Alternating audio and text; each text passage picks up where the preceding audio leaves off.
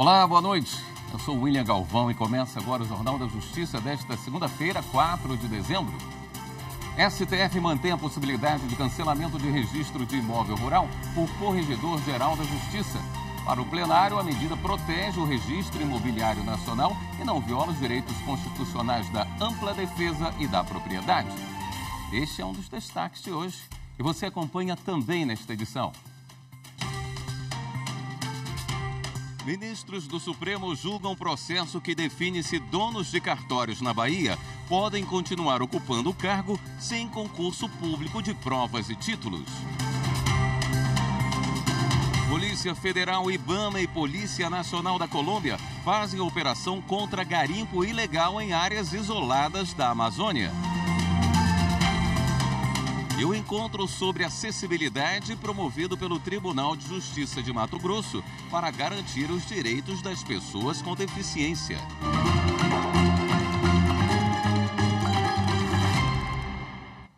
Os ministros do Supremo Tribunal Federal estão julgando em plenário virtual um processo que vai definir se donos de cartórios na Bahia podem continuar ocupando o cargo sem concurso público de provas de títulos. A decisão sai até a próxima segunda-feira, quando encerra a sessão virtual. Marta Ferreira tem mais detalhes. Uma lei baiana de 2011 privatizou serviços dos cartórios extrajudiciais no estado. Alguns registradores e notários que estão há anos nesses cargos eram servidores públicos. A lei determinou que poderiam permanecer nos cartórios, mas teriam que optar pelo regime privado. A Procuradoria-Geral da República entrou com ação no Supremo Tribunal Federal questionando dispositivos dessa lei, alegando que a norma possibilita aos servidores do Poder Judiciário baiano a delegação de serviços notariais e de registro sem o necessário concurso público de provas e títulos. Para o PGR, essa opção viola a exigência de concurso público prevista na Constituição. A ação está em julgamento no plenário virtual. A relatora é a ministra Carmen Lúcia. Ela acolheu em parte o pedido do PGR e votou no sentido de assegurar a titularidade dos cartórios apenas aos servidores concursados para os cargos de oficiais de registro e tabeliães antes da promulgação da Constituição de 1988. A ministra Rosa Weber, que votou antes de se aposentar, e o ministro Dias Toffoli seguiram o mesmo entendimento da relatora. Os ministros Gilmar Mendes, Nunes Marques e Marco Aurélio, que também votou antes de se aposentar, julgaram a norma inconstitucional e divergiram apenas quanto aos efeitos da decisão. O prazo para os demais ministros votarem termina no dia 11 de dezembro. A Polícia Federal, em conjunto com o IBAMA e com a Polícia Nacional da Colômbia, fez operação contra o garimpo ilegal em áreas isoladas da Amazônia brasileira e colombiana. A operação, batizada de Fronteira de Ouro, começou na sexta-feira e terminou neste domingo. O objetivo da operação foi reprimir e prevenir a extração ilegal de minério de ouro nos leitos dos rios que fazem fronteira entre os territórios brasileiro e colombiano. Segundo as investigações, a atividade criminosa está ligada a grandes quadrilhas de tráfico de drogas. De acordo com a Polícia Federal e o IBAMA, ao todo foram destruídas 7 dragas de garimpo ilegal, balsas e vários equipamentos usados pelos criminosos. A Polícia Federal utilizou policiais treinados para abordagens táticas a embarcações, peritos em explosivos e agentes do IBAMA. Já em solo colombiano, a ação contou com o apoio da Polícia Nacional do país. Em Santa Catarina, a Justiça Federal negou o pedido de uma indústria química para manter a venda do álcool líquido 70% após o dia 31 deste mês. A Anvisa autorizou o comércio para o consumidor de forma provisória na época da pandemia. Repórter Renato Rosa. Quem não se lembra da correria para comprar álcool em supermercados e farmácias durante a pandemia?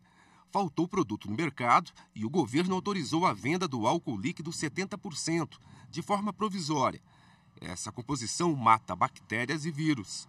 A venda do álcool líquido 70% muito inflamável até então era restrita a laboratórios, hospitais e empresas que precisam de algum tipo de esterilização. Em 2020, com a pandemia de Covid-19, a Anvisa liberou de forma provisória a venda para o consumidor. O prazo termina no dia 31 deste mês.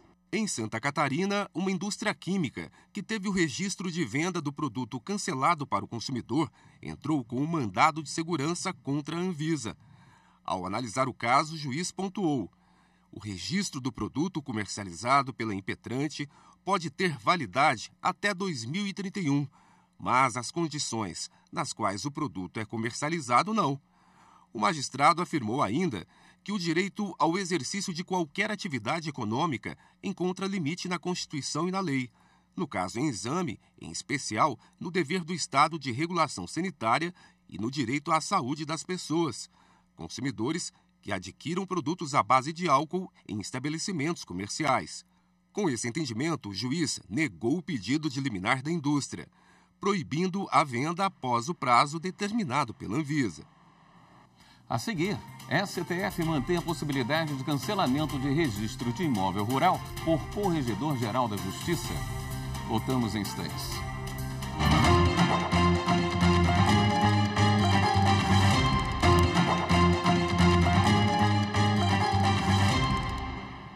O Supremo Tribunal Federal manteve regras da lei federal que autoriza o Corregedor-Geral de Justiça a cancelar o registro de imóvel rural.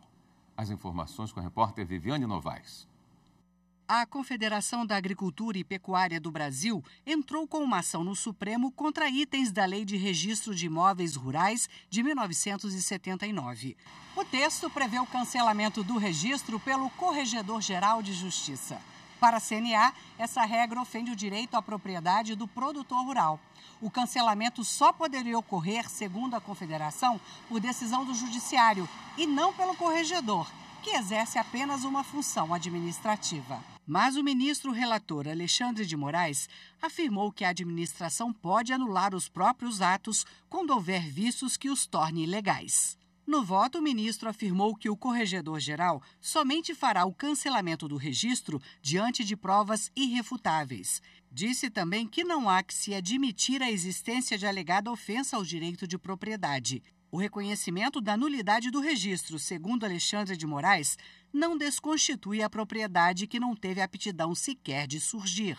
Todos os ministros da Suprema Corte seguiram o voto do relator e mantiveram a autoridade do Corregedor-Geral de Justiça para cancelar o registro de imóvel rural. A 7ª turma do TST rejeitou a homologação de acordo trabalhista porque o mesmo advogado que representava a empresa representava o empregado, o que é proibido por lei. A reportagem é de Anderson Conrado.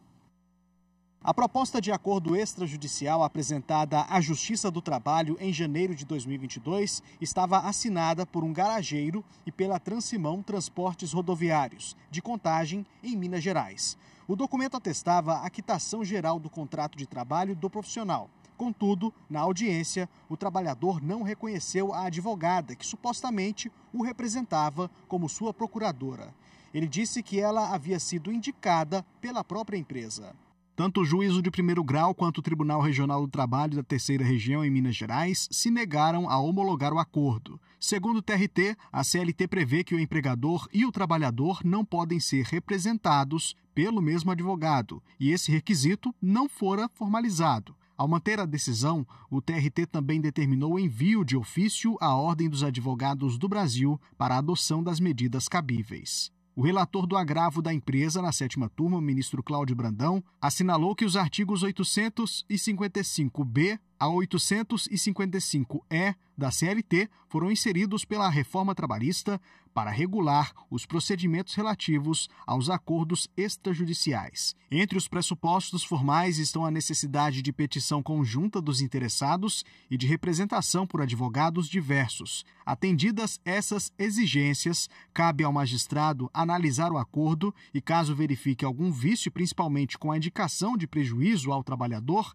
rejeitar a homologação com base no seu livre convencimento. O ministro salientou ainda que não há possibilidade de quitação ampla e irrestrita das parcelas do extinto contrato de trabalho, porque o artigo 855-E da CLT não prevê quitações genéricas por esse meio. A decisão foi unânime.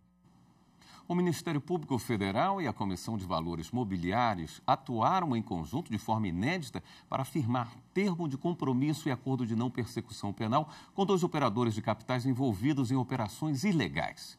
Repórter Rafael Oliveira.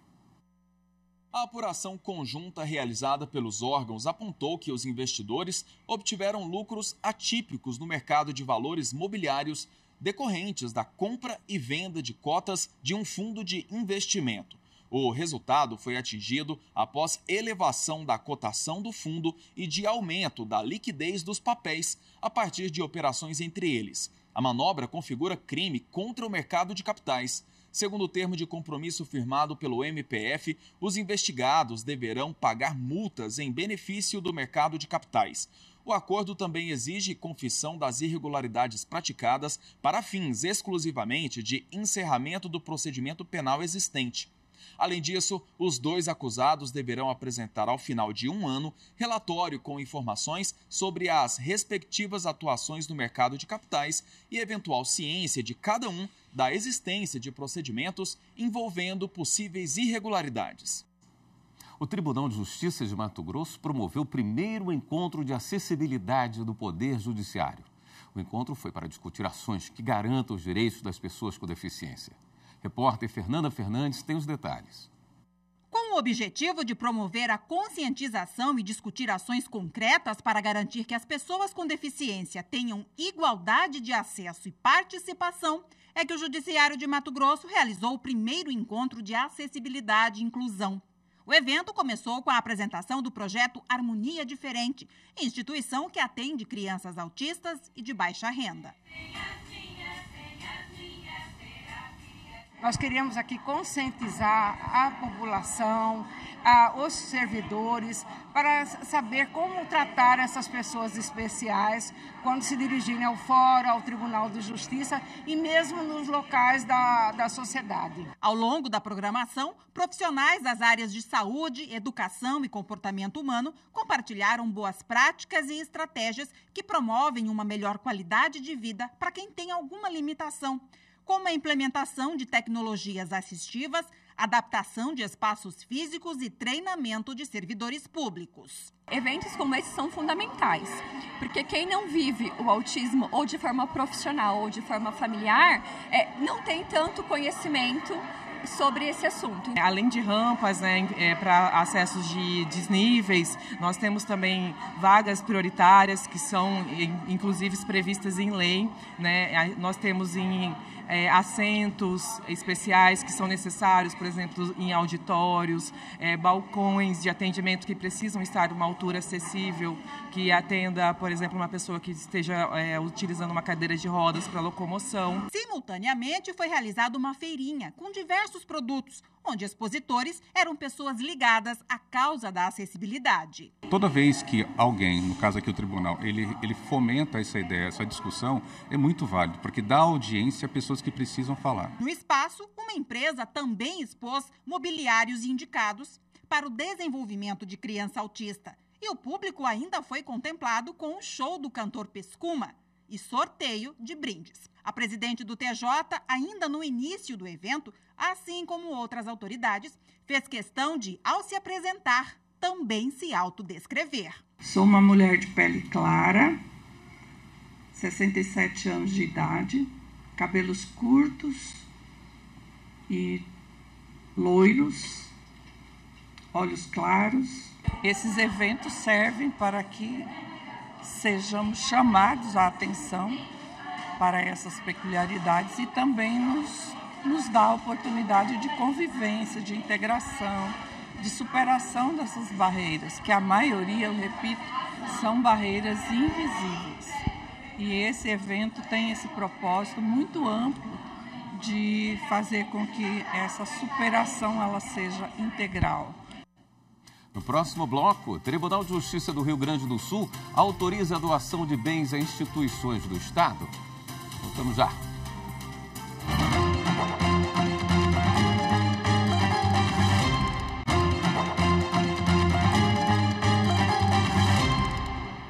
Os ministros da terceira turma do Superior Tribunal de Justiça decidiram que reconhecimento da prescrição impede cobrança judicial e extrajudicial de dívida. Mais detalhes com Jéssica Castro. Por unanimidade, o colegiado entendeu que o reconhecimento da prescrição impede tanto a cobrança judicial quanto a cobrança extrajudicial da dívida. Isto porque independe da via ou do instrumento utilizado para a realização da cobrança, uma vez que a pretensão se encontra praticamente inutilizada pela prescrição. Na origem do caso, um homem ajuizou a ação contra uma empresa de recuperação de crédito, buscando o reconhecimento da prescrição de um débito e a declaração judicial de sua inexigibilidade.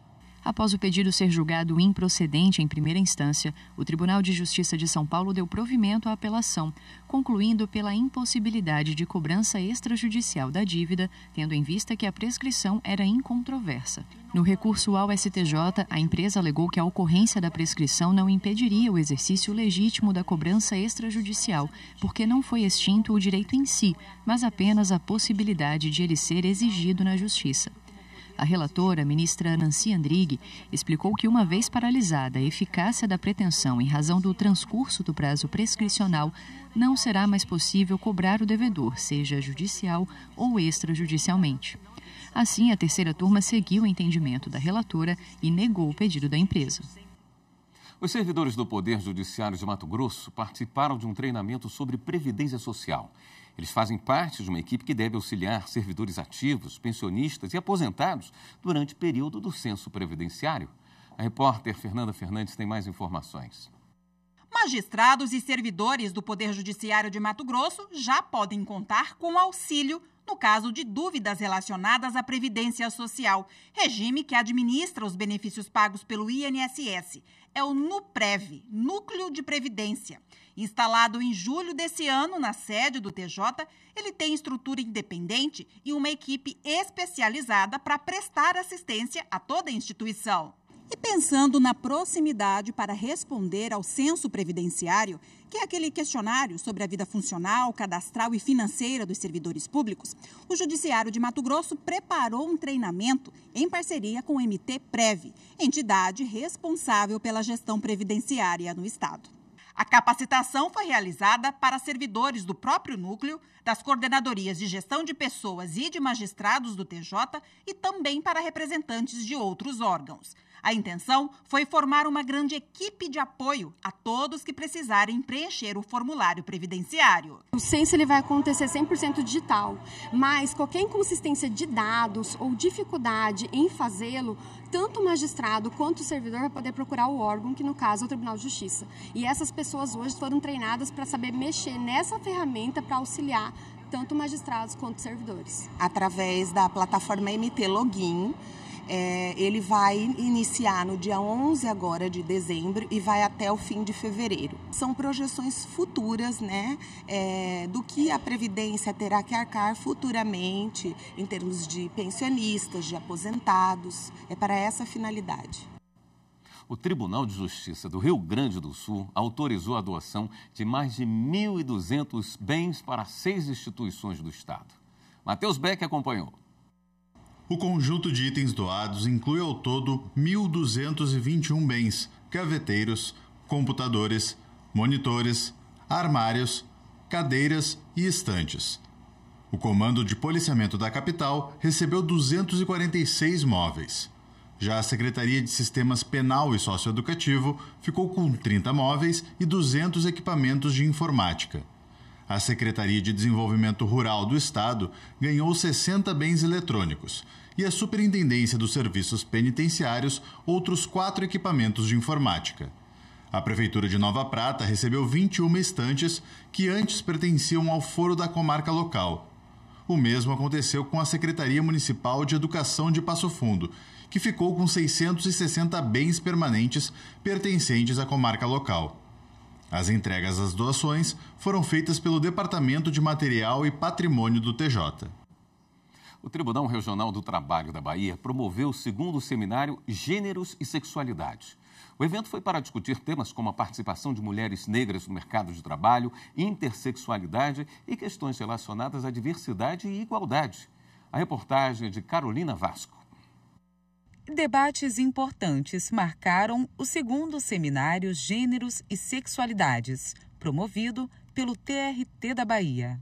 Então, trazer novamente para dentro do espaço da justiça e para o espaço do tribunal pleno, né, que é o que eu sempre digo que é o coração do tribunal, onde as coisas mais importantes acontecem dentro do Tribunal Regional do Trabalho. Então, trazer esse diálogo, essa construção, essa discussão com muita diversidade, com palestrantes diversos e diversas, né? Então, com a plateia diversa, é entender, é acolher a diversidade que nós temos da nossa população. É entender que a justiça é o espaço de todas as pessoas. O seminário Gêneros e Sexualidade está em sua 2ª edição e ocorre aqui no Tribunal Regional do Trabalho da 5ª Região durante 2 dias. Entre os temas abordados estão identidade de gênero, sexualidade, participação das mulheres negras no mercado de trabalho, intersexualidade e também questões relacionadas à diversidade e igualdade. Eu acho um passo importantíssimo para a nossa luta, né, por direitos e por dignidade, igualdade, não só dentro dos gêneros, mas também, como a gente acabou de ver aqui, falando sobre as mulheres negras no mercado de trabalho. E eu acho que um espaço como o TRT é importante que ele se mova e que esteja também se atualizando. A advogada Bianca Souza trouxe a realidade da mulher negra no mercado de trabalho. E o juiz do TRT de São Paulo, Roberto Rezende, falou sobre gênero, identidade de gênero e sexualidade, traçando um panorama histórico. Que é necessário que todos nós façamos um trabalho de autorreconhecimento e de o quanto é importante participar ativamente da mudança, né? Cada um de nós possa reconhecer em si mesmo, né, os seus preconceitos, o seu narcisismo, né, e estar disposto a mudar. A gente também não pode esquecer que existe um propósito, né, de formar uma base racista, patriarcal na estrutura brasileira. Existe um objetivo e esse objetivo ele se cumpre desde o processo de escravização e no mercado de trabalho nos dias atuais não é diferente, né? Como eu trouxe, o mercado de trabalho ele é a forma como ele garante a renda para as pessoas, então ele controla a renda, ele controla a forma de viver, né? Um evento como esse ele é de extrema importância na medida que ele vem trazendo as destituições de normas já pré-estabelecidas. O seminário foi transmitido ao vivo e está disponível na íntegra no canal do TRT5 no YouTube. Esta edição do Jornal da Justiça fica por aqui. Daqui a pouco eu volto com a abertura do 17º Encontro Nacional do Poder Judiciário, que este ano ocorre em Salvador, na Bahia. Uma boa noite para você. Até já.